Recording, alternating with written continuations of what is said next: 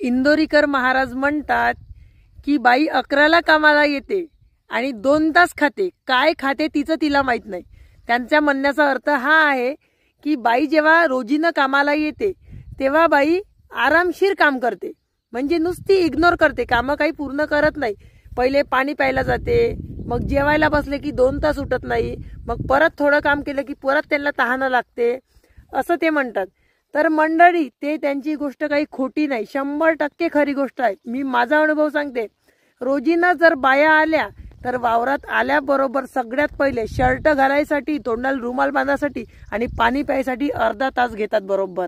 त्याच्यानंतर कामाला लागतात, कामाला लागल्यानंतर त्यांना पुन्हा तहान लागते 1-1.5 तासांनी, तेव्हा पाणी प्यायला आल्यावर 15 मिनिटं घेतात, नंतर परत 2 तासांनी जेवायला येतात आणि जेवायला आल्यावर 1-1.5 तास घेतात। सत्य गोष्ट आहे, रोजीच्या बाया सांगताय। आणि तिथे जर हुंड्याची गोष्ट आली, हुंडा जर त्यांनी दिला तर मग तहान नाही लागत, भूक नाही लागत, काहीच लागत नाही। मग बिलकुल लागल्या एकदम कामाला तर शेवटपर्यंत नुसतं काम, तहान भूक कुठे गेली काहीच माहित नाही त्यांना।